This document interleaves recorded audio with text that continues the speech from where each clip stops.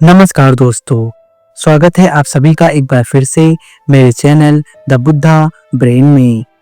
दोस्तों, आज के इस वीडियो में हम भगवान बुद्ध से जुड़ी ऐसी 3 कहानियों को जानेंगे जो आपके जीवन को पूरी तरह बदल देंगी और आपके जीवन का नया मार्गदर्शन करेंगी।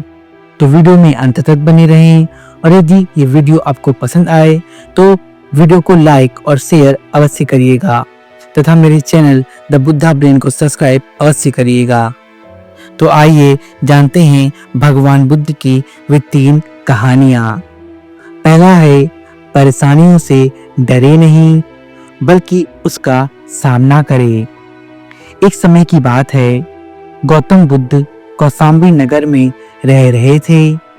वहाँ की रानी गौतम बुद्ध का अलग अलग तरीकों से अपमान करती थी।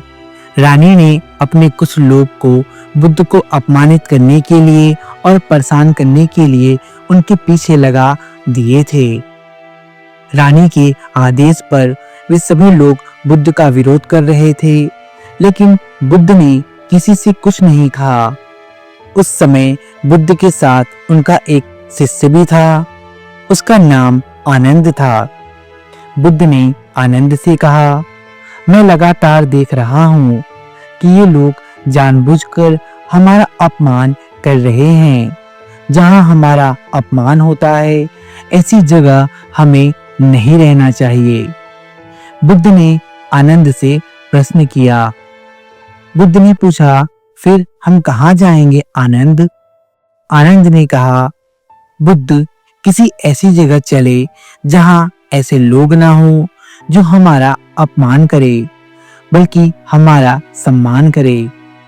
जब बुद्ध ने आनंद की ये बातें सुनी तब बुद्ध ने आनंद को कहा, अगर वहां भी ऐसी ही परेशानियां बनी रही तो फिर हम वहां से कहां जाएंगे और हम कब तक भागते रहेंगे। अपमान भी एक समस्या है आनंद।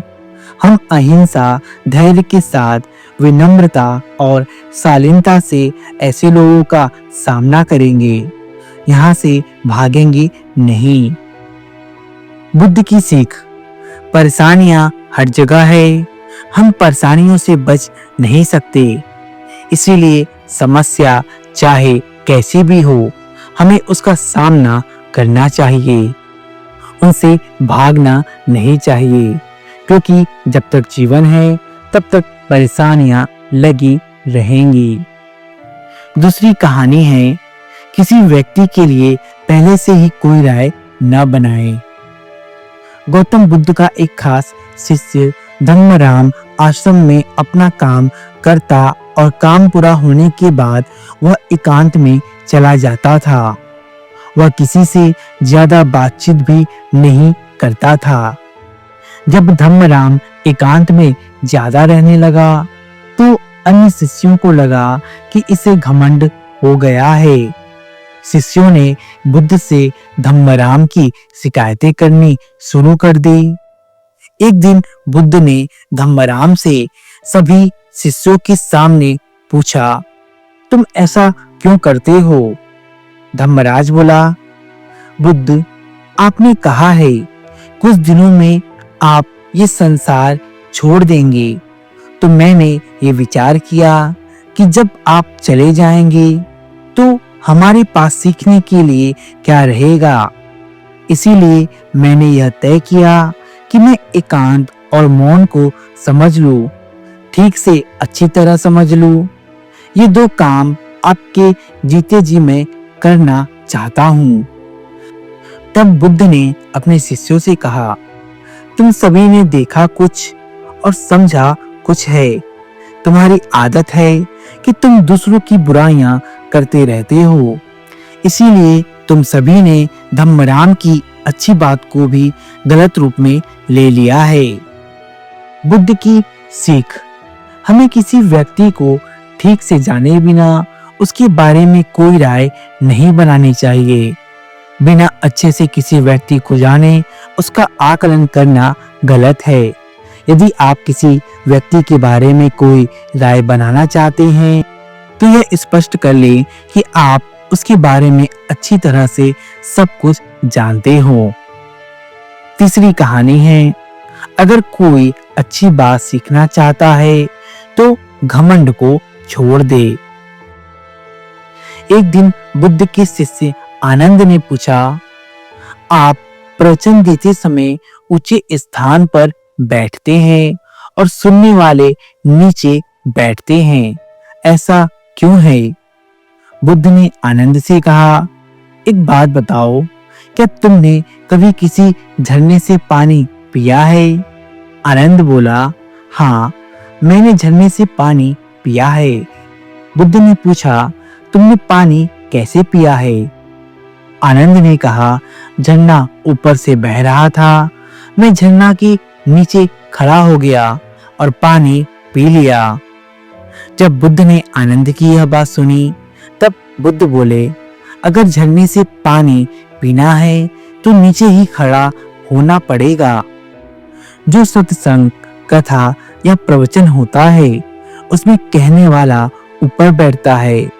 उस कथा का संदेश ग्रहण करना है तो सुनने वाले को नीचे ही बैठना होगा।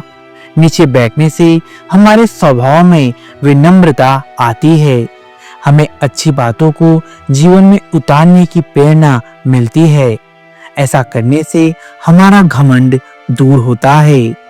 बुद्ध की सीख, अगर कोई अच्छी बात सीखना चाहता है तो सबसे पहले अहंकार को छोड़ दे।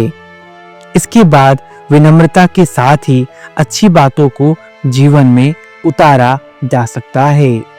बुद्ध ने कहा कि अहंकार और घमंड ही हमारी प्रगति में सबसे बड़े बाधा हैं। अहंकार मनुष्य को सत्य के करीब नहीं जाने देता और अहंकार ही है जो मनुष्य को सत्य स्वीकार नहीं करने देता।